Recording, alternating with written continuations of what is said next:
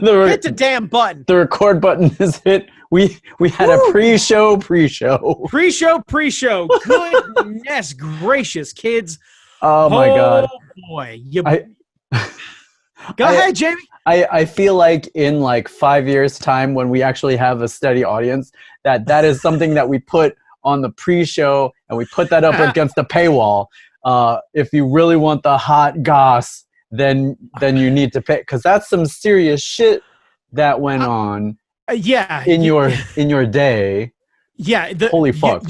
You boys had a day, and not to get too deep into it, but I have been up because of work-related stuff since 4:30 this morning. Oh my God. Currently, at time of recording, it is 8:44 p.m. Oh my God. I am currently running on one real decent meal, 2 Cliff Bars, 2 energy drinks, and the largest iced coffee Dunkin' Donuts was legally able to sell me. So I am caffeinated, dehydrated. Oh yeah. Also, I've had like 4 shots of bourbon at dinner because I was trying to unwind, but also just kind of deal with all of the day hours. So basically everything, like, it's weird when your day, and I understand, like, I'm sure there's a bunch of people who have jobs that start much earlier in the day. Yeah. But like, it has been quite some time since my day has started before the sun. So driving near our nation's capital before the sun to have a meeting was an experience in and of itself. Oh Lord. And that's how I started my day, and everything feels like it was kind of like, cool. So, yeah, let's do that then. Sure. Fuck it. Fine. Sounds like a big pile of shit, man. Oh man. Yeah. So, but you know what? I will say something positive. I have, over the last couple of months, been very candid about what is going on with my unemployment, what is going on with my time being out of work. I've been very candid about my feeling of, having trouble kind of getting past things, and my depression. And I appreciate everyone letting me kind of use this as a forum to just be very open about things that I think in certain circles are not so easy to be open about. And I actually have a very close friend of mine who I've known for a very long time who has recently become more open about their depression as they try and work through this whole process. So I'd like to believe that my comfort level with this may end up helping others. And even if it's just somebody who hasn't been comfortable with that, being more comfortable with just openly talking about, like, hey, I've had trouble getting up in the morning and I've been feeling kind of down, and I think I'm dealing with a bit of depression, and I'm not 100% sure how to deal with it, but I definitely know that I want to acknowledge it and keep it going. It's like, cool. All right. That fucking step in the right direction. Good. Awesome. So, so to kind of pull the curtain back a little bit, I got a job, started on Monday. So when we're recording it is now Tuesday night. So I've now finished day 2 of the position. You're a really real boy now.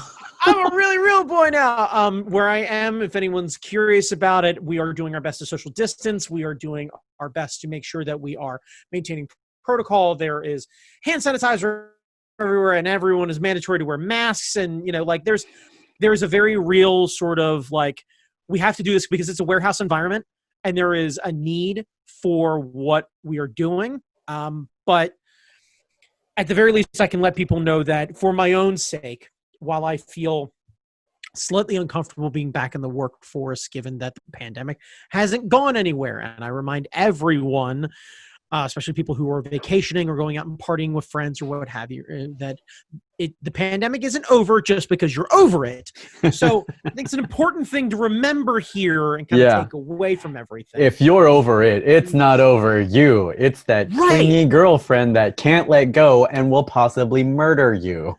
Right. Also, she's going to ruin every future relationship by losing your sense of taste and smell. Like, real world consequences. That Rona got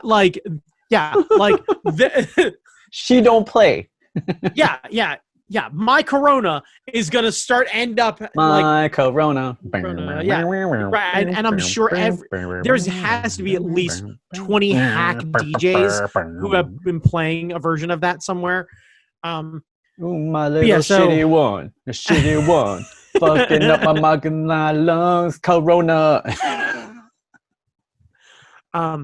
So yeah, things are on the up and up as far as me personally in that sense. And Well, today that's was good. a very big day. Yeah. So I can confidently say while I'm still definitely battling a fair bit of depression and trying to deal with the new normal and trying to get comfortable and acclimated with things, I can definitely reinforce that for myself, being openly a bit of an extrovert and really having trouble coming to grips with a lot of things. Like you see this all the time where it's like, we tend to equate worth with work ethic and accomplishment. And I have a very real problem with that. Yeah. And because of just what I've done and what's going on with me and what have you, like that's been a real metric of how I measure myself. Well, we equate healthcare with work, so why not do the rest of it? That's been a whole thing too. Yeah. So, as somebody who's been without healthcare for quite a while, it's a whole experience, but Yeah. yeah, it's weird. So experiencing all of that, but things are on the mend, but literally like, I don't know, half an hour before we got on here on the podcast, fucking like weird family adjacent member, like straight Jean-Claude Van Damme the fucking door off of my day. Because like, oh my okay, God. I'm trying to think of the best way to give this backstory that doesn't sound like the saddest short story ever. Okay, so I won't be able to really provide a whole lot of context here, but here's the short version. I haven't seen my mom since I was 14. Currently, right now, I'm 36. Mom did a lot of drugs, a lot of following the Grateful Dead. In turn, I fucking hate the Grateful Dead. I'm sure the music's fine. I don't care. I don't know any other. Ton of drug abuse, Yeah. ton of physical abuse, ton of relationship problems, really kind of tore my entire family apart. And in turn, there's a whole lot of stuff going on there where like I haven't seen her, I haven't talked to her, don't know what's going on. And in turn, it's soured my relationship with my father. And it's created a whole laundry list of problems that have happened. I'm sure a lot of my personal social issues and some of my personality tweaks, I'm sure all rooted back in this. But I also apparently have a half brother that I've never met, where I have no idea where he lives or what have you. But Holy apparently, yeah. But apparently, by the way, found this out by doing a Maryland judiciary search on my mother and finding not one, but not two, but 3 paternity cases. It's weird when I had to count how many paternity cases she had to try and find the father of my half brother, who I have never met again. Good And the Lord. last time I remember like seeing anything about her, again, how I keep up with my mother is by Maryland case search. Was like, I think 2 years ago, she was locked up in like Harford County for escape of police custody. And near as I can tell from the notes, she got arrested on a suspended license and possession charges of a controlled substance, but not specific about what the controlled substance was under police custody, and then somehow escaped from quote unquote police facility. So my assumption is that someone cuffed her, put her in the car, got her back to the station, never bothered to cuff her to like any sort of furniture or anything else like that. Somebody went to go take a leak, Xerox a copy. I have no idea. And she just kind of stood up, kind of looked around with her hands behind her back and kind of went, so I'm going to leave. Cool. And just left. And then it took them a couple days to find her. Oh my God. Yeah. And to give you a bit of context about my mom, some of my favorite stories that I've heard about my mom are, she got in a fight in a bar in Dundalk and got arrested for assaulting a man with a pool cue. She pulled a kitchen knife on my dad. On my 9th birthday, showed up to hang out with me, even though my parents were separated, but we weren't able to let her in because she was high on PCP, so she ended up drooling all over the front porch, quite literally just kind of sitting, kind of crisscross applesauce, just kind of drooling over her socks. Jesus fuck. Yeah. I had all my friends over at the time. So there's like house full of kids and parents, and my mom just kind of in her own world out on the porch. And yeah, like, and bear in mind, this is like regular traditional style, like super white people townhome community. So like, I grew up in the suburbs of Baltimore County. If anyone's familiar with the area, it's White Marsh. So like, Oh my give you an God. idea where we're at. So definitely my neighbors saw the same thing. And then I think my favorite was my dad goes on a work trip. My mom is supposed to come over to hang out and watch me, kind of keep an eye on me. Dad's on a work trip in Vegas for a week, sponsored by work, actual work conference, but like one of those like, hey, work hard, play hard. You guys did real well, yada, yada, yada. Because it's like telecom in like the late 90s, early 2000s, and everything's blowing up, right? Right. So, you know, like my dad's calling me like second night, and he's like, hey, bud, hey, I hope everything's going okay. Just to let you know, like leaves me like, like a message on the actual like answering machine. It's like, hey, so the company paid for the Eagles to play an acoustic set. They apparently hosted them at the Bellagio, and at the time was like, had like the gondola and the whole nine. So he's like, got to ride a gondola for the first time and got to see the Eagles play acoustic. This is the best trip ever. Hope everything's okay. All right, love you. And then hangs up the phone. And meanwhile, like my mom was supposed to show up that first night. Didn't show up till evening 3. Right? I think I'm 13 at the time. So like, I have not had my mom around. I've been fairly independent. I'm not worried about myself burning the house down. You boys got hot pockets and a bit of common sense. I'm not going to starve. I'm going to do okay. I'm not going to start the oven up. I understand that inherently it is incredibly dangerous to just leave a kid home for days on end. Yeah. Eventually, I ended up heading up to a friend's house who was like right up the street. Mom found out what was going on, but leading up to that was my mom showing up at about midnight or so by like on like, I don't know, Tuesday night or Wednesday night, and banging on the door, screaming, fucking let me in. Rah! You better fucking let me in. Kick in the door. I'm like, no, because I could tell she was either drunk or high or both. I have no idea, but Jesus. I recognized that tone. Yeah. And refused to let her in, and then literally called my friend who lived up the street, and they were like, okay, are you safe right now? And I was like, yeah, I mean, like she's locked out. I'm inside. And they're like, okay, here's what you're going to do. You're going to stay inside. And if she starts banging on the door again, you're going to call the cops. But for now, let's let her try and settle down, and maybe she'll just go away. I'm here. I'll sit on the phone with you as long as you want. And like, it was one of the things where like they were very supportive, but at the same time, like they're not trying to get my mom arrested. Yeah. I think it was a wrong call in retrospect, but like reasonably, they should have called the cops and been like, hey, so you can't leave a fucking child home alone like this for forever. And you're deadbeat as fucking, they're going to go stay with us. But whatever. In turn, ultimately, that morning, I got up, went to school by stepping over my mom who was asleep on the porch, locked the door behind me, went to school, came home. She was gone. I grabbed a bag, locked up everything, and stayed at their house the rest of the week. So, whole fucking experience. And saw my mom like one time after that. So like those are some of the highlights. Other than like I think I found out that I think when I was 2, she kidnapped me and took me to New York. And when my dad found her, they were doing heroin, and I was sitting just crying in a dirty diaper for who knows how long. Yeah. Oh yeah, and then she got real high and then stole my college fund for drug money.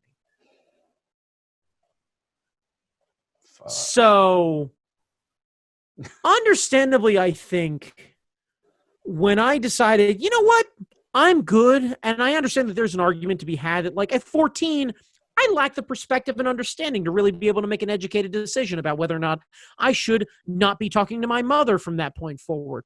But at the same time, I basically told my mom, I don't ever want to see you again. And her response was, cool. Jesus Christ. So, you know, there's an argument to be had on the back end that maybe it's a blessing in disguise. She was waiting for me to say that. I just kind of alleviated that burden. Yeah. So the reason I get into all of this is because this evening I received a Facebook message from somebody who I have never seen before, who shoots me a message and asks me if I'm related to my mother's name. And you know what? I don't really care. Nobody's going to feel free to case search Naomi Mattingly if you really want to follow along at home. Jesus. Yeah. So it says, are you related to Naomi Mattingly? I think space, I am your uncle. Then a Facebook audio call, which I denied. Now, mind you, I'm getting this message from a Facebook account from what is very clearly an old picture, most likely from the 90s, of a woman who looks to be in her reasonably early 50s. Now, I am unclear if this context is you are married to this person and I don't recognize your name, if you are trans, if you are like, I have no idea.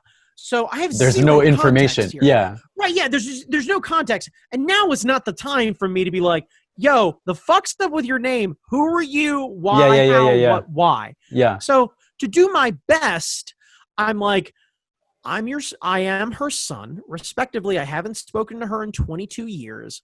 I'm a little gun shy to just chat. Can you give me some context?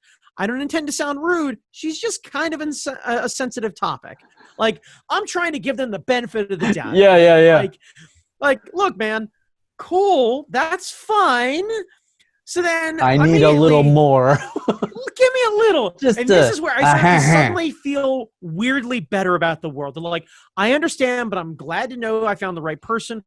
We, as in he and my mother, do not talk to each other and have not talked to her, spoken to her properly in well over a year. And it's been years since we've really been close. I, in all caps, respect your choice, but would like to speak to you in the future if you're willing.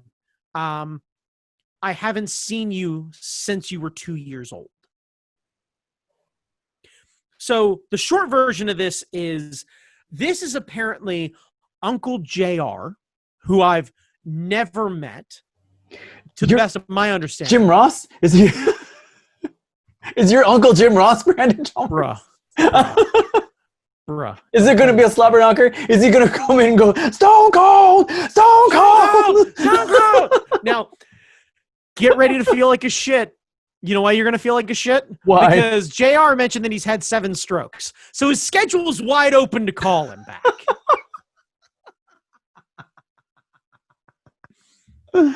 Oh, fuck, man. Yeah. So, and I don't know how JR would end up coming across this. I mean no disrespect. It's just a lot to take in. I mean, in one day. Like I've been up since 4:30 this morning, and I'm not gonna lie. Like once I got like halfway through dinner, I'm like, shoot, I got to record the podcast in like half an hour. I'm trying to settle down a little bit. I have a beverage or two. I'm trying to chill out and relax. And then all of a sudden my phone starts buzzing with a family member who I've never reasonably remembered meeting. And I'm like, is this a goddamn fever dream? Like, I need the glass break. Like I need the glass break sound effect. Right, yeah. Like, am I awake? Am I imagining? Because this feels like the sort of messed up thing that my brain be like, you have an uncle who you've never met. And it's like, sure? God damn it. I don't know what to do with any of this. And like, and now my brain's doing the math where I'm like, okay, so let's assume for better or for worse, JR is genuinely a nice guy. At the very least, he's making an effort and is showing respect to the idea that like, hey man, I get it. You've been through a lot. It's a whole thing. I'm not going to force you to have a relationship or have a conversation you don't feel comfortable with, which, man, I'm not going to necessarily date the guy, but I got to imagine that if he's had 7 strokes at this point, he's either had incredibly bad luck or he is elderly. Yeah. And either way, a real level of understanding of context and my feelings with very little understanding about real context and events. Like, good on him. Do you know what relation he is to, like, is he a brother or a sister or like married into the family? Or, oh, okay. No clue. Because here's the other thing about the way that my mom's family worked out is when So when I was growing up, my parents separated and they were never married, but they had like joint custody. My mom would go out and go get real fucked up with her boyfriend and everything else like that. Added fun fact, my mom's boyfriend used to kick the shit out of me all the time. So right, because shithead douchebags. Anyway. Because of course. Right. Well, he was really mad that his flower selling business on the side of a highway wasn't taking off. So that's my fault, apparently. So 7-year-old me has got to catch a fucking fist to the side of the head. Fucking caught up with that guy when I was like 22. Boy, how did that not go well for him? Anyway, don't want to incriminate myself. Anywho, still the same van, by the way, which I don't know what it says about dudes who drive old vans, not ironically. Like, there's a real weird market for vans because there's like the practical, functional, like work van. Yeah. I would like to have all the storage stuff, but I have little bits and bobs and I don't want to necessarily use a truck. Cool.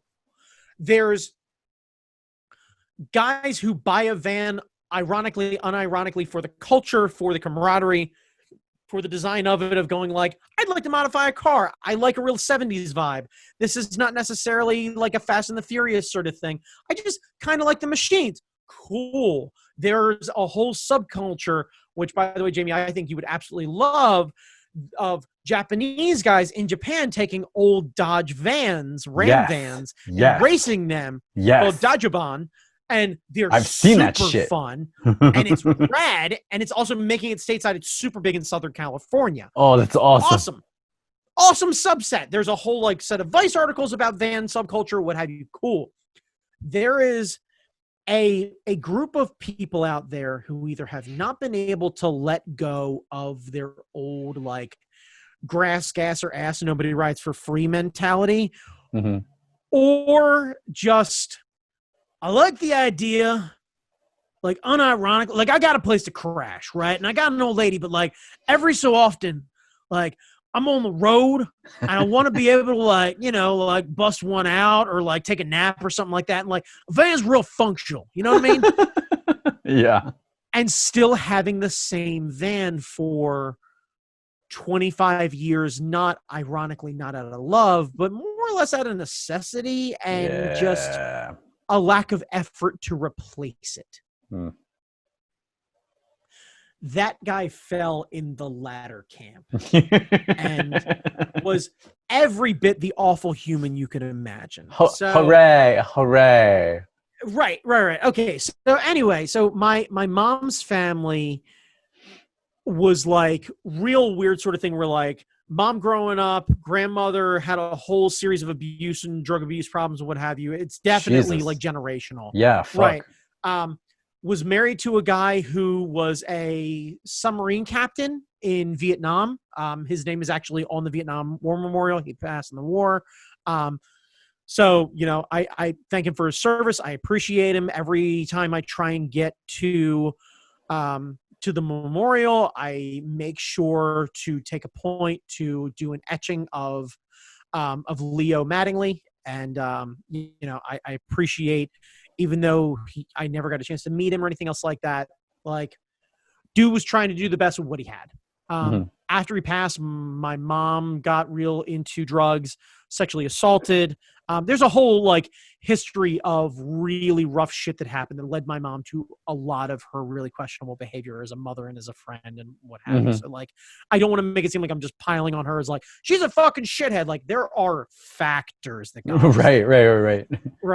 And Circumstances. in turn, and in turn, like her mother remarried this guy, Ed. Ed's okay, but like real prototypical, like mid 80s construction worker, can't seem to get it off the ground. What have you? Like, lived in a trailer park, perfectly fine, salt of the earth people, but like, I have a very not fond, but like firm memory of having them take me to elementary school. And they lived in Harford County. My elementary school was more closer to White Marsh. So we're talking let's say 35-minute commute in the sense, right? To be able, before we would leave, to make sure my my grandmother on my mother's side would make sure that she had one of those old school like plastic cups with like the handles that was narrow enough to fit in like a standard coffee like cup holder sort of thing with like the weird not sippy cup but sippy cup sort of top. Yeah. Filled with caffeine-free Diet Coke. Because she wanted the sense of having a caffeinated beverage and that flavor first thing in the morning. That was all she drank. Yeah. Because water apparently wasn't an option. But right. But well, like, not if you live in Detroit. right, but like, wasn't medically okay to have the caffeine sort of scenario. Like, they're a whole fucking experience. Yeah. So like, yeah, but like that's kind of the sum total of the family. And there was like a half sister named Magenta, if I remember correctly, that like also lived in the trailer park. And there were a bunch of guys. Like I remember seeing a photo of my mom. I apparently have a bunch of family in what I assume to be North Carolina that are really into guns, like in that scary kind of, yeah. Trust me. I imagine if you start kind of following down the Mattingly family tree, one, I bet it looks more like a California redwood than anything else. Real straight line shit. And two, I'm betting there's a lot of bullet holes in the side of that trunk. Like, how many bullets you got? Not enough. If you told me that I had over under in my, let's say, 2 degrees of Kevin Bacon relation, 3 clan members and a half dozen really patched in hardcore bikers, I would just nod my head and go, huh, and just move the fuck on. Yeah. Because none of this would surprise me at all. Ooh, Brandon. I'm, frankly, 2 things. I'm amazed you've survived all of that. But 2, I'm also amazed that we are friends because I am not at all close to any of that. And there's nothing in your upbringing that should say that you would ever hang out with anyone who wasn't the color of, you know, your bed sheets that have been bleached to death. So I'm no argument. Yeah, no, like there's a very real irony of someone with my background being on a podcast on the Hard Knock Media Podcasting Network. Yeah, and seriously. Speaking of which, Jamie Noguchi, fucking, that's right. Fucking hit the post. Hit that trend.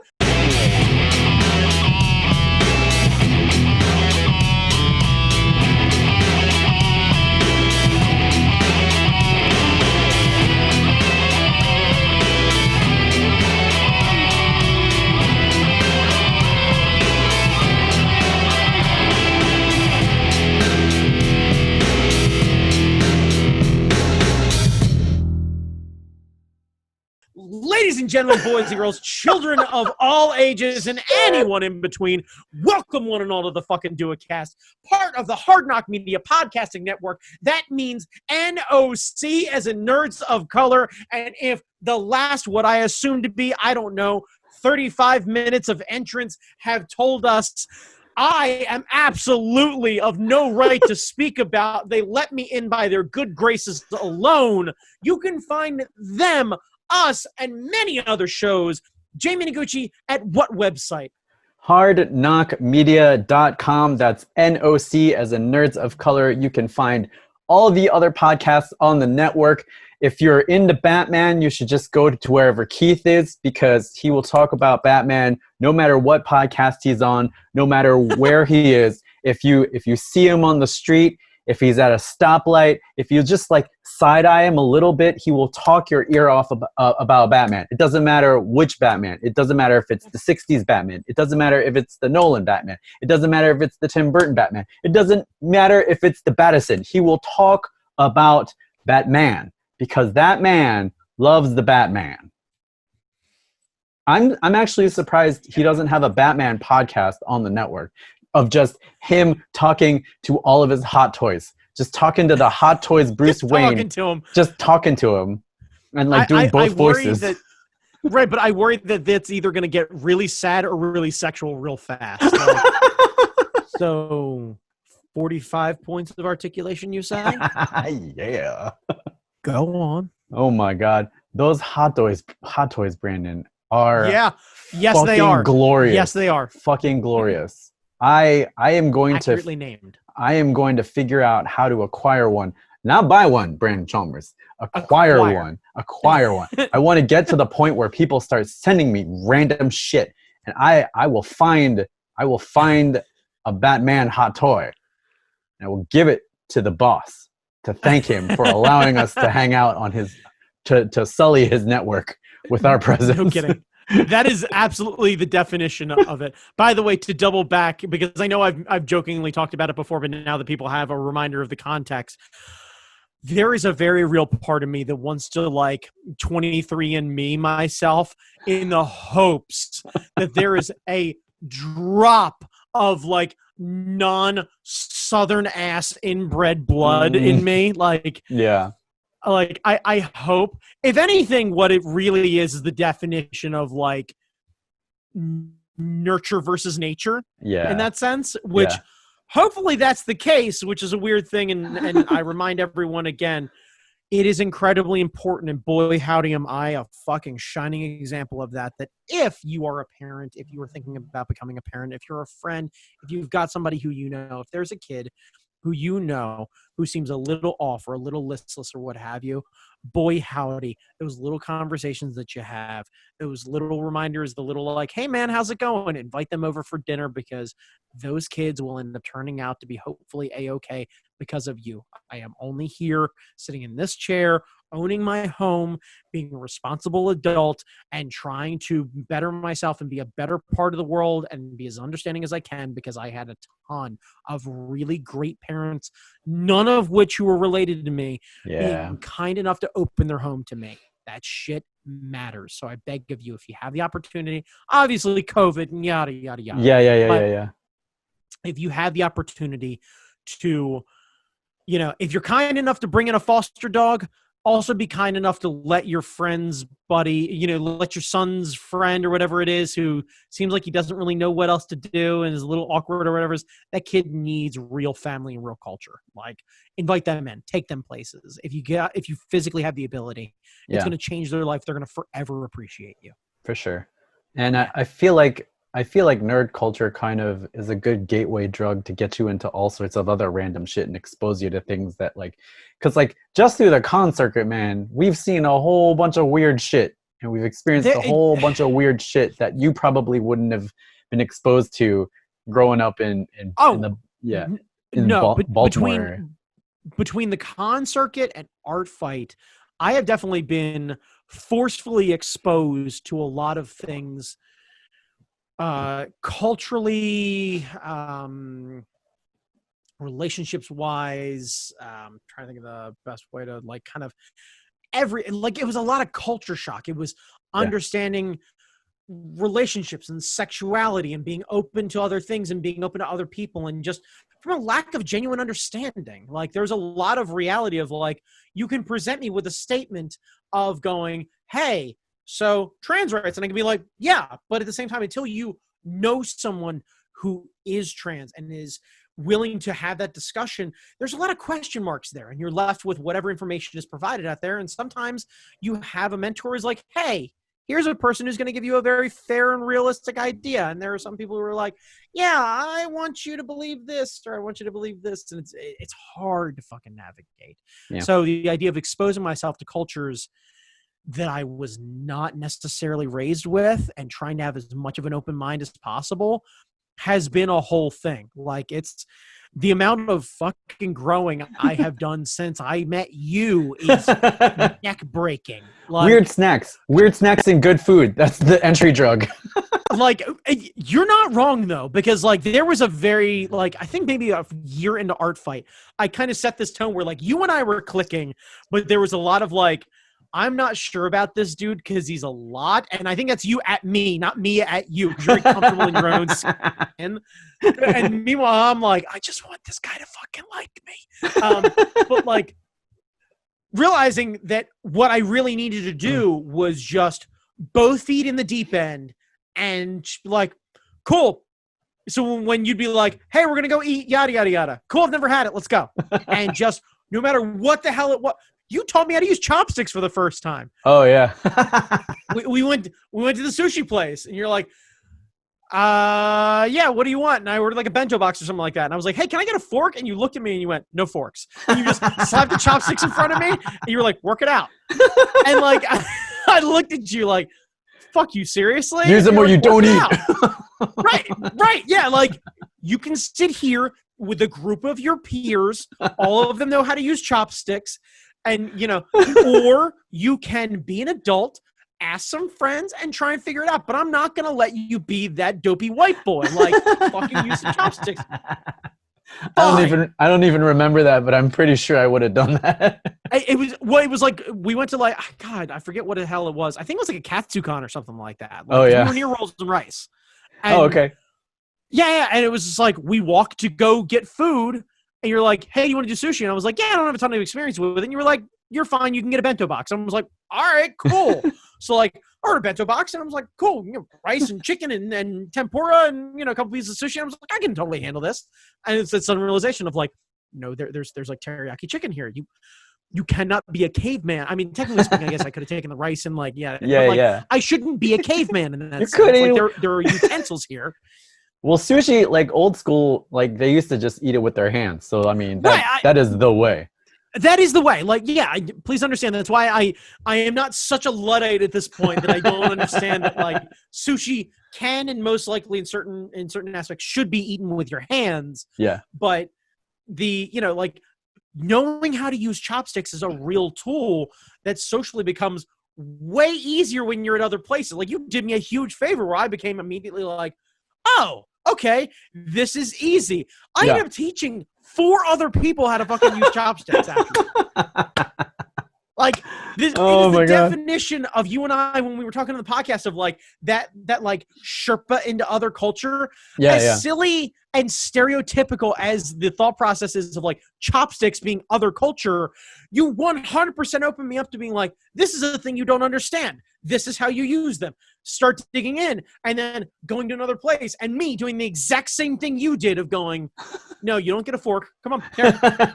Pull them apart. All right, yeah. Clean the burrs off. Yeah, right. Okay, no. Sit patiently and wait, and like, that like the respect of the wasabi, and don't go making that fucking slurry and like try a piece before you go putting anything on it. Yeah, don't disrespect the chef and like the whole goddamn thing going on there. And I'm sure there's a bazillion parts of that context where I'm absolutely missing just from lack of, practice and really going to nice sushi places. Yeah. It's funny because when I was growing up, everyone, and I did not grow up in an Asian neighborhood, like Bethesda, Maryland is not full of Asian people. Like the people around, like I never, in my class, I was one of like 2 Asians in elementary school. Middle school, we had more people and stuff. But like, even then, everyone around me knew how to use chopsticks for some reason.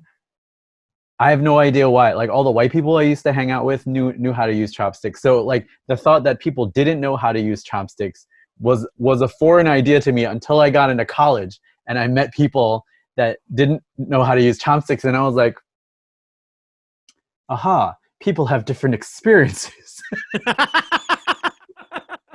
Because from elementary school all the way to high school, it's the same group of people. It's the same group that you've grown up with, and like the experiences become homogenized. Like people grew up eating sushi in this neighborhood, and I'm like, okay, sushi's not a big deal. Get into college, and you find out that yes, it is. Like people around me would go fly all the time, like take summer vacations and stuff. You get to college, you realize some people, it was their first flight to the dorms to get to the school. So like my first flight was with you to go to what, C2E2? C2E2, yeah, exactly. Yeah, so that wasn't until my 20s. Right, but it was like that realization of like, yeah, no, this is my first thing. And I really I love how you throw me into the deep end of things, because you're like, we go and it's like, dark 30. I stay over your place. We leave at like 4 something in the morning. I think we flew out of what, Dulles? Or was it National? I think it was National. Yeah. Yeah, might have been National. Yeah. So like we fly on a national, it's like, oh, dark 30, we're doing a direct flight. And you're like, wait, this is your first flight? I'm like, yeah. And you had this sudden realization that I may be about to have a meltdown. And you cared for probably 40 seconds and then you fell asleep because you sleep on planes. Yeah. Like Out. there's some sort of like weird, like I don't know how you managed to do that. Like it's some weird like Fifth Element level shit of like they close the thing and they're like, good night, Corbin Dallas, and you're like, good, and just you're done. So before we even like I'm experiencing my first flight, what have you. Yeah. Attendants are going through the whole procedure, water landing, whole 9, oxygen mask. You see it as a flotation device. Put yours on before you put it on the like, kid. this is where I'm going to end up being at some point along the way. Yeah. And then I'm like, wait, we're going to Chicago. We're not going to be over the No, water we're just like going to that. die. Yeah, we're just going to die if we crash. Just going to hit the ground, right? Yeah. So. Yeah, the flotation device doesn't work on concrete. Yeah. And like my brain's going, well, I've seen a lot of tailspin, so I wonder if this seat can be used as a weird like cloud kicker sort of flying scenario at the back. Yeah. Can That I like shit was grab amazing. an oxygen? Yeah, can I grab like an oxygen mask off the back of the tail of like the flight? And, yeah, spin it. Anyway, no one fucking works harder than Blue. No one. It's true. Anyway, it's true. Fuck that mouse. No one works harder than Blue. Like that dude had multiple times. Mickey just shows up and just owns stuff. Yeah. He's like Mark Cuban. Like Mark Cuban shows up and they're like, "Hey, Mark Cuban." He's like, "Hey, how's it going?" And everybody just cuts him checks and like pays attention to him. Yeah. Like fucking Baloo's working. Like raising children, fending off Louis, taking care of a whole bunch of shit. Then suddenly like he's running an air service. Like he's doing the live action thing. Like he's putting in that fucking work, man. Oh yeah. Blue is like the blue collar hero that we all need, that we all deserve. Yeah, blue collar. Here for the people. Yeah, blue collar. Yeah. God damn it. Blue collar. You're right. Yeah. So anyway, so like I'm going through the procedure for the first time, and we're halfway through the like your seat can be used as a flotation device. And all I hear next to me is, and I look over, and you are down, just completely head down, eyes closed, just out. And I'm like, cool. All right. So my first experience, like you went from caring to immediately like, not my problem, and just done. And I had no option of freaking out because no one would care. Yeah. Because somebody would be like, what the fuck is up with that gorilla up in like 9C? Because he looks real panicky right now, and we are in an enclosed metal tube. And like, right. You can order booze. No, I think it was an early morning flight. We weren't allowed. They serve booze. They don't care. They'll take your money. Fair enough. Yeah. Either way, like I wasn't worried about it in turn, but like there's a very real, like we woke up right as maybe like, or you woke up as like we were starting our descent. Yeah. And you're like, hey man. And I was like, hey, we're landing. And you're like, cool. How'd you do? I was like, good. And just like, I don't know. Cool. Right. And like proceeded to have a rad time doing more Jamie Noguchi level, like deep dive, deep end of the pool shit where it's like, we went to go get beef tongue tacos, which I've never had beef tongue before. I'd never had them went before. And did that, like, right. But like went and did that weird karaoke at that place. Oh yeah. And, right. Like the table side suckling pig and Peking duck. Like, yeah. Best meals I've ever had. Random new people, new con, new city, whole 9, wander around, hot Cheetos and Takis. Like, we're wandering about the fucking city of Chicago. And you're like, yeah, no, we'll figure it out. I'm like, you have no idea where you're going. We're just wandering the city. You're like, no, I'm pretty sure the hotel's up here. It's fine. It's like, no, you have no idea. I'm confident about this. I won't dare call you on it because we're good. Like, I'm here. We're gonna find this place one way or the other. Like, yeah, we'll find it. It's fine. Yeah, we're fine. We're fine. Yeah, it's weird because that was the first time I had been to that con, so it's like I didn't know where anything was. So I was just like, whatever. People have done this. We'll get there. We'll figure it out. Right? Yeah. We're not the first ones in the con. No, man. Like the hotel has shuttle service to the com. We'll work it out. And then we go to like walk down that first morning to go catch a shuttle service. And they're like, shuttle's running late. And there's like 40 people ahead of us. You look at me, you're like, we're fucking Ubering this. Make no mistake. And I was like, right on, whatever. You're like, maybe we'll just get a cab. And then you just like immediately like, we had like the cart full of stuff in the whole line. You're just waving fucking people down. You're like, we're fine. I got this. All right, cool. Sure. New city, whatever. I stand by. Oh yeah. And then we ended up in that weird like John Woo film. In that underground thing with the dumplings and stuff like that. And then anybody who we got a ride from that guy with glasses. That guy with glasses who's a total douchebag. Doug what's his name? The Channel Awesome guy. Jones. I didn't know who the fuck he was. So like it still must have pissed him off because like the way we were talking with him, it's like, hey, here's the guy, he's giving us a ride. Hey, that's cool. I think Phil knew who he was, man. But we didn't give a shit. Nobody cared. No one cared. Right. Yeah. Cause it's like the three of us and him. So there's like four of us in his Toyota Corolla. Yeah. And I think he was really expecting somebody to kiss his ass. And the second we got there, he was like, yeah, all right, cool. And like, he disappeared with a bunch of other con friends and we were on our own. We ended up having to take the train back. Like, it was fine. No fucking, like, hey guys, I'm going to leave. So, you can find your way back. Right. It was like, sure. But it was so funny. And then later I learned who he was. And then later I saw like all the fallout with the whole Channel Awesome stuff. And I was like, well, thank God we didn't give a fuck about who he was. You know what the best part about all of that is? I still have no fucking idea what you're talking about and don't care. That's how little I gave a shit. Like, that's genuinely how little I give a shit about internet famous people like this. Yeah. Don't care. Like, does not fucking register on my radar. Don't.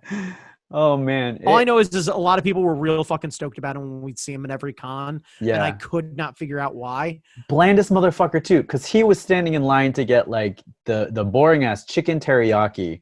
Like, like, him and, like, 5 other white people just in line getting the teriyaki. It was, like, 14 of them. Yeah. Because they all met together. Like, they basically walked into an underground Asian market with stalls everywhere with things and smells that I've never seen before. I think I ate chicken hearts. I'm relatively sure I ate chicken hearts. Yes. And like, I had things I never knew I was going to have because I just trusted you and Phil. You were like, just eat the thing. I'm like, okay, cool. And it literally just kind of came down to a like, hey, I have no idea what to order. So I'm just going to walk up with you and just use my card.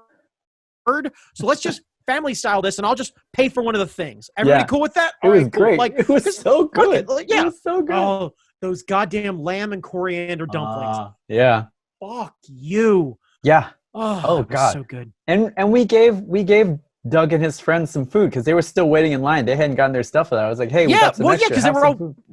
Right. Yeah. And then they still, like, I remember them not really wanting to have any, like, some of the food because it looked sketchy. Yeah. And I was like, fine, fuck it. We'll eat it. All right, whatever, man. Yeah, like. You be mad and you stay hungry. I still don't know who you are. This is some good shit. Still remember you walking up to the dumpling guy and going, what's the best dumpling? And the guy kind of looking at you and you going, no, seriously. I only want what you're going to give me. And he's like, lamb and coriander. And Jamie's like, cool, let me get a tray of that. And we literally sat down and like all hit the first soup dumpling, and you look back at the dude, and from the fucking table, you were like, yo, let me get 2 more of these. 2 more. God, I want to go back. So many dumplings. Oh my God. Oh, and I bet that place is still there. I bet that place is still there. I hope so.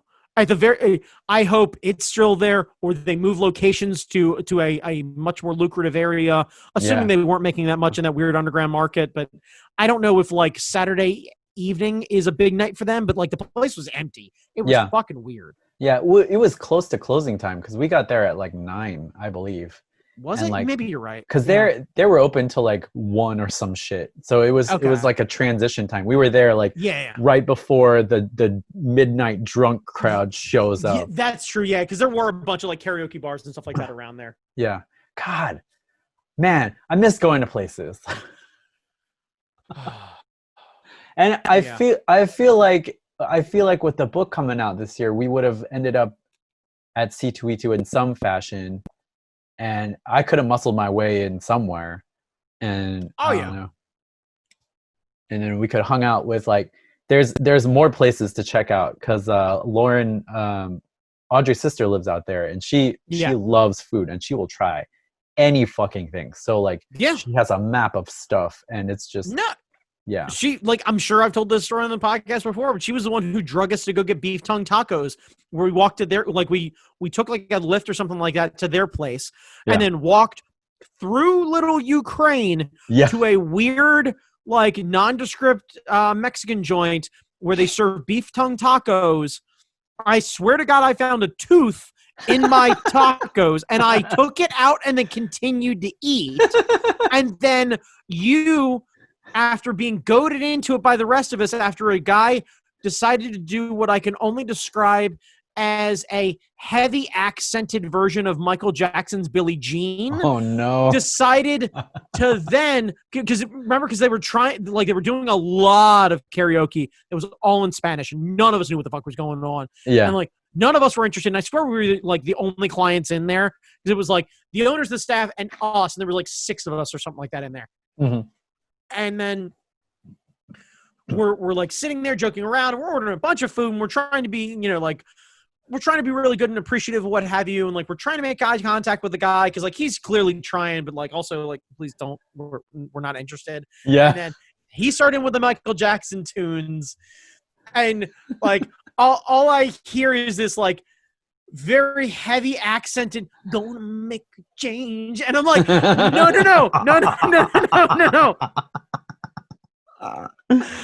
Oh, and then did like a Michael Jackson, like, mega mix sort of thing to try and get your attention. And then one of my favorite memories, you ended up doing Young MC's Bust a Move without the monitor, where Jamie got started, requested it, and then stepped in front of the monitor. And then Phil Chan and I were his backup singers at this. Yeah.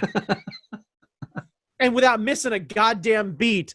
And my favorite part about that, not that we were backup singers, not that you necessarily crushed it, because you did, not that your wife and their family absolutely loved it, but that the staff from the back genuinely walked out halfway through the set because you were crushing it, and then them realizing that you were doing it without the monitor, and then you getting a standing ovation from the staff. Like, that's how you win. That's how you win. Right. Yeah. Yeah, like, how do I know you dig? Like, what is wowing an audience? That's Mexican kitchen staff standing ovation strong. Like, I don't know if that's a barometer. That's how you win. For us, it's a barometer. Yeah. It doesn't get much better than that. Oh, God damn it. That's what I love about the con life. It's not necessarily like doing the shows. I mean, I like meeting fans and people who like the same nerdy shit that we're into, but like going to places that we can't get here. Like I'm always disappointed when we're with a group of people and they say, "Oh, let's go to like the Cheesecake Factory." And I'm like, we got a Cheesecake Factory right the fuck down there. Like, give me a hole in the wall that looks really creepy, that has no name on the billboard, and who like they write their menus in crayon, because that place is there and it's been there for years, and there's a reason why it's been there. Like, give me that LA shopping cart cooked bacon wrapped hot dog. Yes. Give me the questionable meats. Yes. I want like, it has to be one of the following: greasy as fuck, in a questionable building that might get condemned, handwritten menus of food that you can't actually pronounce, or the lighting so dim that you're not sure whether or not it is mood lighting or necessity to make sure that they pass inspection. Like, I'm not clear if we keep the lights low, the roaches don't get around. Like, they can't tell. Fuck it, fine, whatever. Yeah, like, because one of two things will happen. I'll have gotten in before Guy Fieri got there, or I'll absolutely be just full-on crying stomachache, and I've yet to be crying stomachache in all of our trips, and we've Yeah. gone to some sketchy places. Well, the place that was near the Thai embassy in Chicago has some of the best Fuck, Thai food we yes. ever had. It was, and Right. it wasn't fancy. It wasn't like No. ostentatious. It didn't have like neon signs and all that kind of shit. It was just just there. Yeah, because we Yelped. What was it, like Thai food? Yeah. And it was the closest one. It was like, what was it, like right under the Thai embassy, or like Yeah, right adjacent yeah. to the Thai embassy? Yeah. And it was like, we walked down. The place was relatively empty. I think there were like maybe a couple over in a small table in the corner. There were like 3 or 4 of us. We sat down because that's when that guy Joe went with us, right? I Yeah, think. and Phil, Phil was there. I think he found that place. Right, yeah. Like Phil was there. Not Joe Dunn, but a different Joe. Yeah. Were there with us, and we sat down. It was like, look at the menu, and then you looked at me, and Phil like kind of trusted your judgment. It was like, I got this, and then like you closed all of our menus. You looked at the lady, and you were like, bring us what's good. And she kind of smiled. And she's like, yeah? And you were like, yeah, just bring us what's good. Just enough for all of us, and then probably some more. And she kind of laughed. And the next thing you know, like 6 plates of things just showed up, and we just tore into I have no clue what I had. To this day, I still have you could gun to my head, and I'd be like, noodles, and I assume fish sauce. I have no idea. I don't remember. There it was may so have been good. peanuts in there. There were maybe drunken noodles. I'm unclear. Like, Yeah. Right, because I'm left like basically with buzzwords and hope. Like, that's what I got. Yeah. It was so good though. It was so good. Super good. Yeah. But it was like the finest example of just trust the culture, trust the staff, like just kind of, hey man, open mind. Just do the thing. I do want to get to the point where we can afford to go to some of the fancy places, because there's always like not like black tie fancy places, but like a step of whatever is like above like your Chili's or your TGI Fridays. you want to be able to lay some steak money. Yeah, that yeah.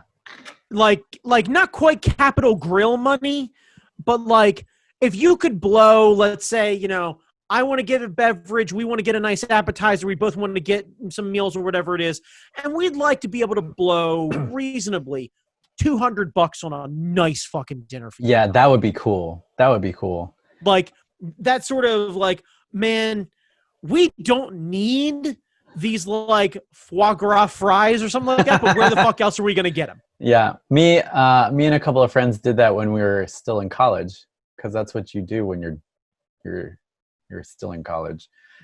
We went to actually, I think it was right after college, because that's when I got married the first time. My timelines are all fucked, but like my first job. Is this your bachelor party? Are you describing your bachelor party? No.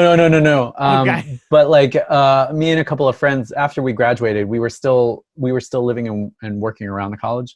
My friends worked at the computer science department, so they were still there, and I was working at like a design firm in Old Town Alexandria. But we were still hanging out with each other. We drove up to Morimoto's, Chef Morimoto, Iron Chef Japan, Morimoto's in Philadelphia. And I don't know if it's still there, but you could order off the menu, do all that stuff, or you could get the omakase. And omakase is chef's choice. It's like 10 dishes, whatever the fuck is ready that day, and he will make it for you and do that shit. So we got the omakase, and it's a group of 10 of us. So we rented a van or something, and all jumped in. Or no, maybe we had a whole bunch of different cars with us. But we caravanned all the way up to Philly, sat down, spent like good 3 or 4 hours there. Table next to us, it was a young couple. It was a date that was not going well. Yeah. And it was so sad because the food was so good, and we kept like kind of like doing the whole thing where you kind of like peek around and see what's going on, and the dear lad had his head in his hand the entire time. He was just like trying to plead his case. Can't believe I'm spending $46 a plate for this bullshit. Yeah, and homegirl was not having it. She was just like shutting him down, just like an expert, just like pshing, pshing, pshing, pshing, pshing. And it was that was entertaining, but the food was so amazing. Like when you've had sushi, I don't know if you've had this quality of sushi, because the shit just melted in your like. Oh, I'm sure I haven't. Like, just full stop. I don't question that at all. Like it was, and there was some shit that I didn't like abalone was a big thing, and there was like abalone stuff, and like some of that was just gritty, and yeah. So it wasn't all great, but man, like to be able to afford to be stupid like that again. Yeah, no, I get you. would be great. Trust me, there's part of me that like equally regrets not going there when I was on my honeymoon with the previous administration versus what we actually ended up doing. Because there was a talk about going down, because like we went to Disney, went to Epcot. We were like, let's go to Morimoto's in Orlando. Oh. And we were very seriously doing it. And then the first night we were like, sorry, I should clarify. She was really fucking tired from the trip. Because in all fairness, it's a lot of walking. The wedding. Yeah. Well, not even that. No. Like we had the wedding. We literally like went home, got all the envelopes open, whole nine, everything else. Like I slept for 2 hours, went to the airport directly afterward. Like got dropped off at the airport. We're on a flight. I think we were at the airport at like 4:30 in the morning. The wedding ended at like midnight. And then we end up basically like on the flight taking off at like 6:35 in the morning. So, wow. In all fairness, I get the idea of like by the time we landed in Orlando and like got to the place and got settled and got bags in, like there was no like really going out to dinner. And in turn, we ended up going. I would have done it, Brandon Chalmers. I know, but we ended up doing this Florida thing instead, which is we found a carryout place that lived in a dirt mall. I literally drove around to find a place that did strictly like carry out style fried food. Yes. And got gator nuggets. Nice. Right, yeah, like gator nuggets, jalapeno pot. Like I went fucking hard. I was like, I don't know what this is. I'm gonna get some of this. Florida.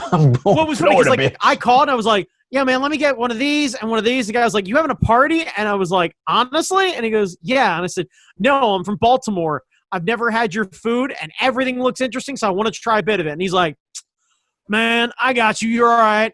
Here, how much? What else you want? And just made me basically like a sampler plate that wasn't on the menu and charged me like $10 for the whole thing. Like, nice. Because I just spent easily $35 on like different bits of everything. Because like, I wanted to try it.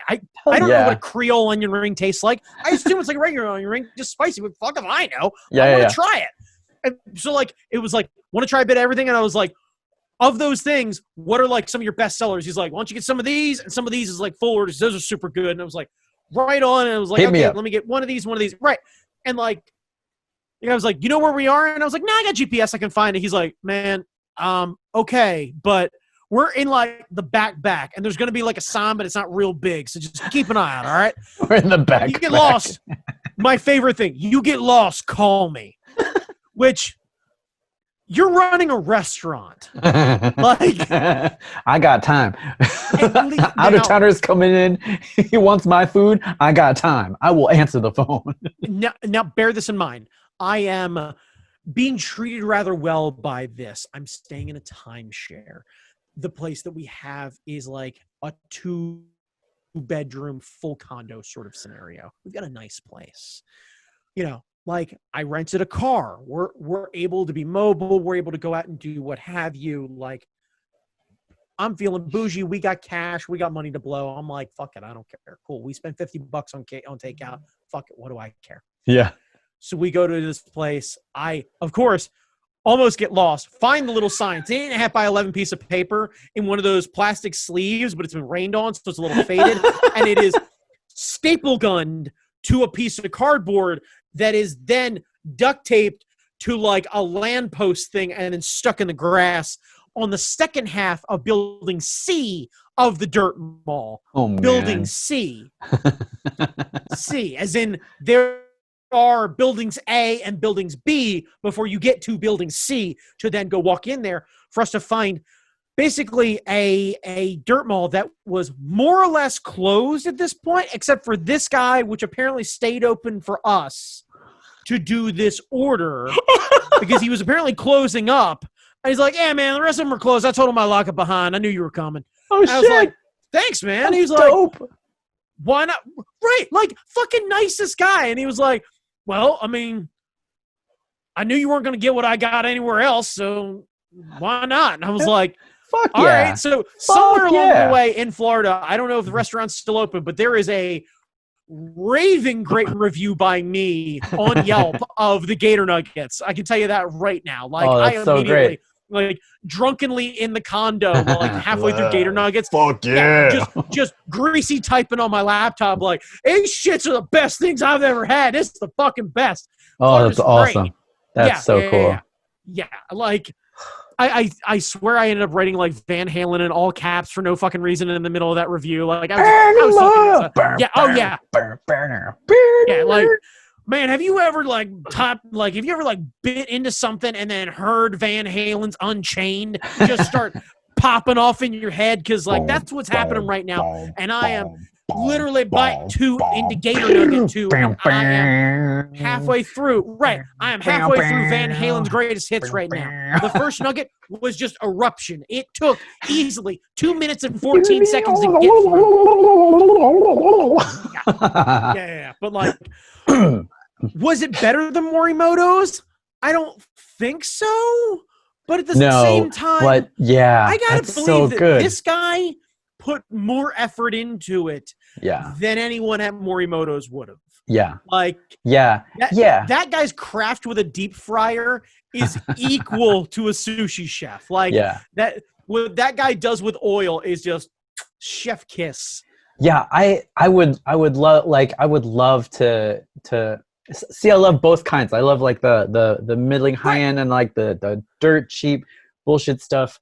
Like when Audrey and I first got together and started dating seriously, we would try to go to fancy places in the DC area because, you know, that's what you do. You go out to a fancy place.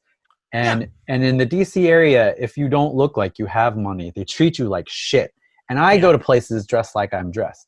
Like, you know, maybe I'll put a collar on, but fuck the rest of it.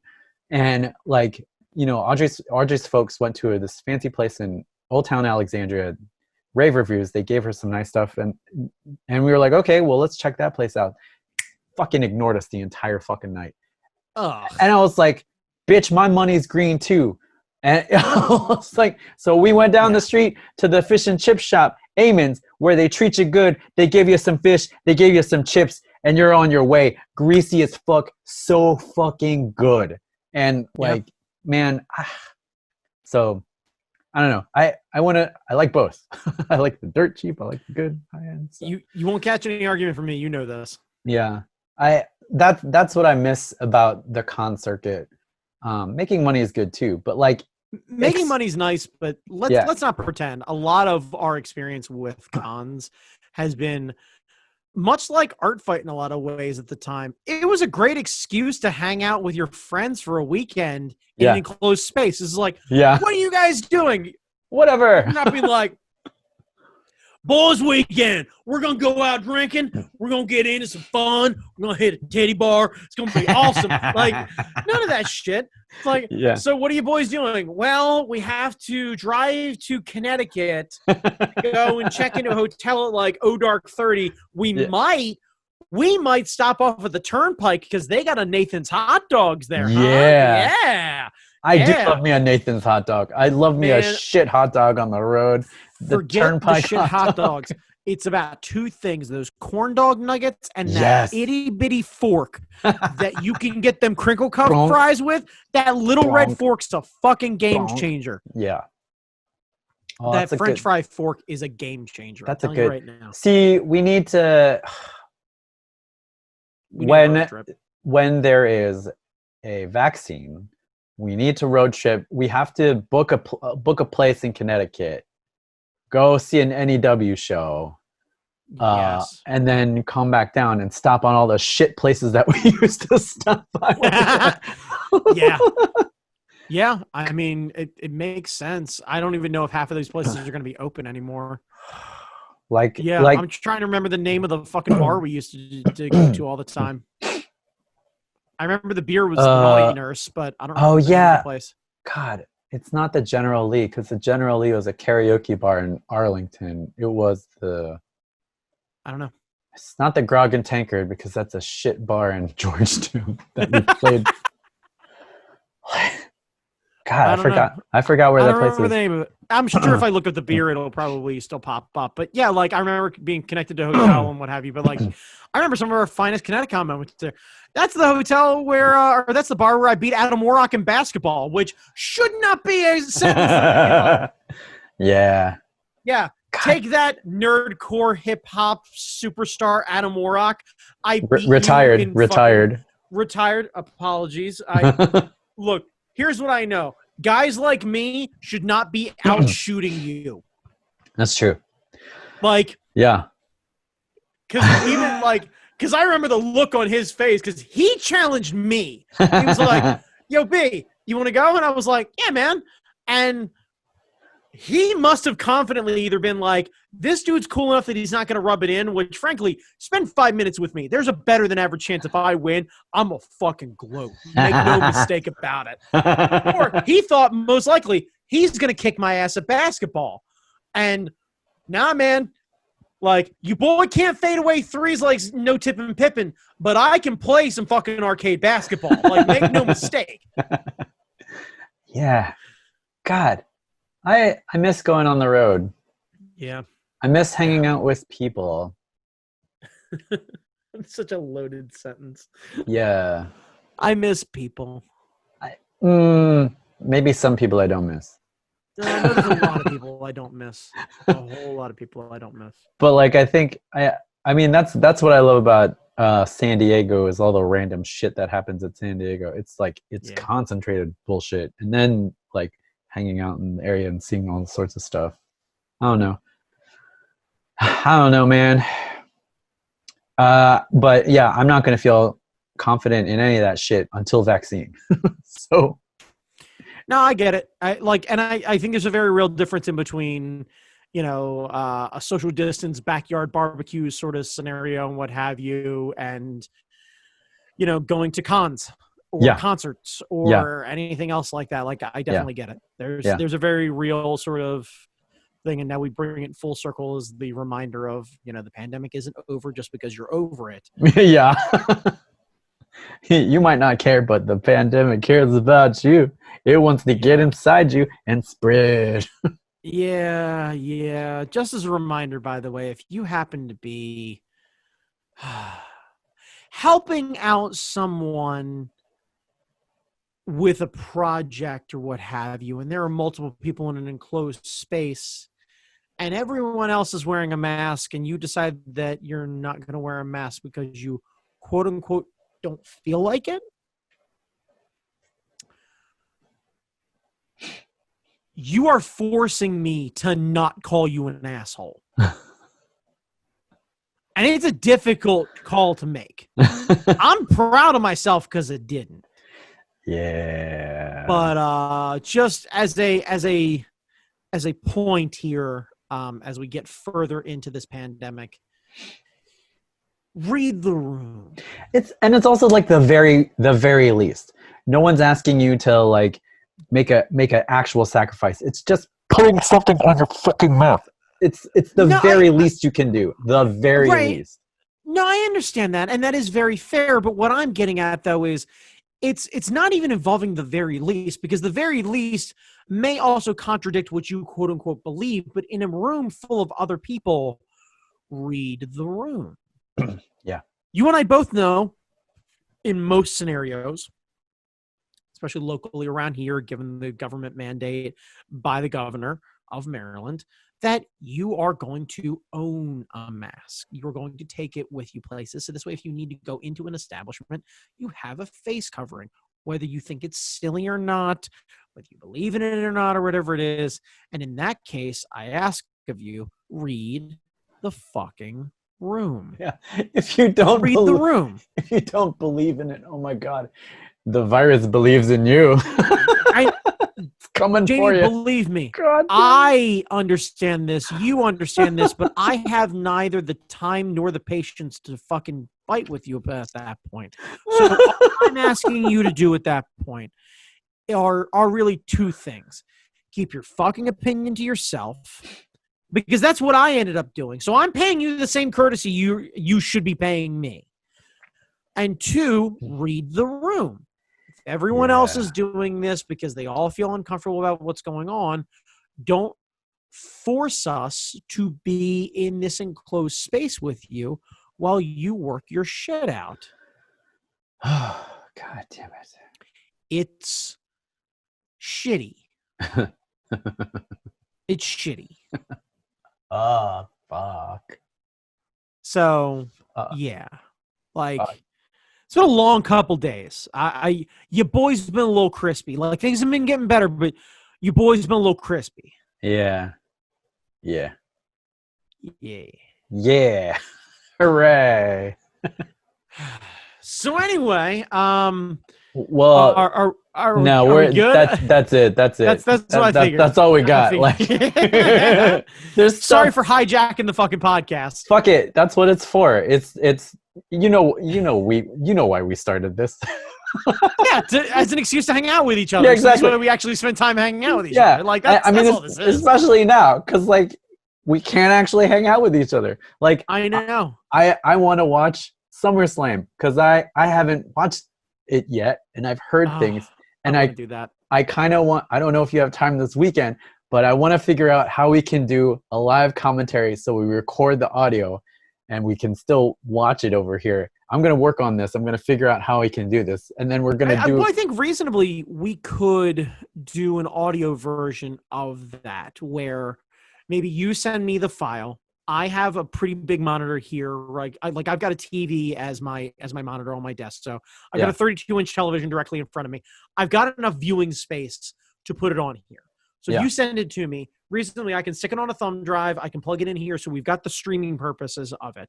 Yeah. And you and I can say, okay, 3, 2, 1, play. And then we start and we dig into the thing. And then we record probably, I mean, I assume a video and audio version, though. I'm not sure how we're going to want to watch us. Yeah, I don't think we'll do the video. I think it'll just be an audio thing. Just be an audio thing. And just you can queue us up. And if you want to just go back and watch it like you're hanging out with us, I don't know why you have this desire, but fuck it. Sure. Yeah. But yeah, I don't see why we can't do that this weekend. Yeah, I figure we release a full just 3-hour live commentary. just live commentary. Live commentary. So we'll figure out the logistics some more. So that might happen next week. I mean, we'll do it this weekend. I might release it next week. So we'll see what happens. Okay. But yeah, like, I don't know, man. I miss seeing people. I miss hanging out. I miss doing stuff. I miss going to restaurants. As soon as we can, Iron Age is going to be decimated. We are going to go there at noon, and we are going to leave there at 4 a.m. There are people going in there. It's the one in Rockville. Okay. It's still up. So I am not comfortable going inside. No, I understand. I get that. But there are people going in and out. The Pike Kitchen is up and running. All the restaurants are there. So we've gotten takeout. That at least makes sense because you can get that stuff to go. Yeah. So like that actually makes a lot of sense where you can just be like, okay, go in, take a mask, yada, yada, go in, order your food, sit tight. Okay, cool. Yeah. All right, done. Like the only thing I would hope is that they have some sort of online ordering option. Yes, they do. Yes, they do. Okay, then that makes total sense, man. The Lechon Belly place, with the crispy pork stuff. I don't know if you've had a chance to have that. They are open for takeout. So yeah, all of the favorite places are open. They're doing takeout. They have survived so far. Szechuan Jin River is still up and running. They're taking orders online. So you can get hella dan-dans. You can get your hella dan-dans. Soup dumps. So like all of our favorite places are still open. Man. We're just going to spend an entire weekend just going from one place, eating that shit out until it's closed, and going to the next place, eating the shit out of that place. I cannot wait for the Rockville run. That's what it's going to be called. We're just going to start at one end of the pike and just make our way fucking down. Go here, go here, go here, go here, go here. Wait, we're full. All right. Give it an hour or two. Okay, we're going here. Right, yeah. Yeah, it's going to be like the pike punishment. It's just going to be just a ridiculous. Maybe that's what we do, Jamie. Maybe we just get carry out from fucking everywhere except for Iron Age. We go back to your place. We go put on some dumb wrestling or something like that. And we just absolutely destroy all of the food. Oh God. Like, Oh yeah. Yeah, because Oh. that like them weird, like not quite like boneless wings, but they're like Korean fried chicken boneless Oh wings. yeah. With spicy garlic sauce or whatever. Yeah. That, right? But on a bed of Dan Dan noodles. Yes. Yes. Yes. Yes. Yes. Yes. Yes. Oh shit. Because Jamie, if I'm going to Asian fusion, I'm gonna keep the purity pure and keep the fusion on the plate. Yeah. Like just yeah. I don't need to pretend that I'm putting like Szechuan peppers on a ham and pineapple pizza and be like fusion. Yeah. Like, No. Nobody wants this. Nobody wants this. No. Yeah. But No. I think delicious, sticky, spicy bits of fried chicken on a bed of delicious, it's ground pork and Szechuan peppers and all sorts of stuff like that. And Yeah. Noodle. Yeah. Noodles. Man. I almost want to make a special trip just for Dan Dan noodles. I mean, they're open. They're taking online orders, so you can get like a bucket. Just like. I mean, I miss the fun experience of being able to speak to the lady and then having that weird look when I go walking in. It's one of my favorite fucking things. I think you get 10 orders of Dan Dan noodles. Huh? 10? Yes, 10. Yeah. And then explaining, I'm going to serve it to a bunch of random people in Westminster. This is worth driving down for, I promise you. And walking right in and having her be like, thank you, I appreciate you. I was like, no, I appreciate you. You're the best. Like, yeah. Make no mistake, those white people love those things, and they were real skeptical at first. And I was like, dig your bitch asses in there. Put it in your face, motherfucker. Yeah. Hell yeah. I'm going to teach at least two of you how to use chopsticks. Yeah. Imagine your first chopstick experience was your first Dan Dan noodle experience. Oh, that'd be so good. Talk about worth the trip. Yeah, it would be so good. It would be the best. God. Fuck. Yep. Ugh. All right. Yep. All right, Brandon Chalmers. Well, that's what we get for living in a country that just gave up.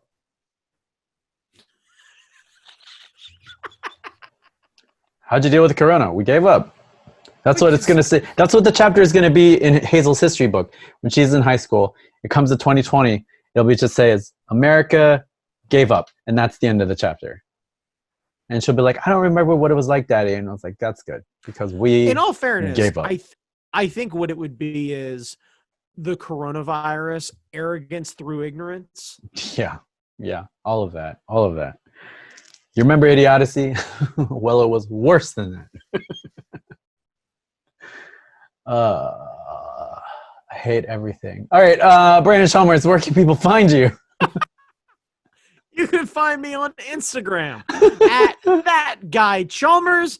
Jamie fucking Noguchi, where can they find you? Instagram, Jamie Noguchi, Twitter, Angry Zen Master. Oh, you can still email us, info@fuckingdoitcast.com. We have yet to receive any email. We will read it on air. Let me know if you don't want me to say your name on the email or if you want to alias or something like that. But yeah, if you want to email us questions or suggestions or just want to yell at us for being stupid, that's fine. We'll read it all. I don't give a fuck. And we're small enough so that if you email us now, chances are your email will get read on air at some point. You know what? Fuck it. I'll feel pretty confident about saying this. It will 100% get read. Yeah. So long as it's actually able to be read without having us getting taken off of YouTube, it's going to get read. Yeah. Like 100%.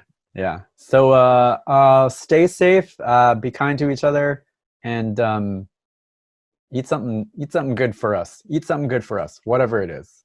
Yeah. Something good. Puppy. Bye-bye. Bye-bye. Bye-bye. I know. I need to go pee. Okay, kids, be excellent to each other. Bye. Adios.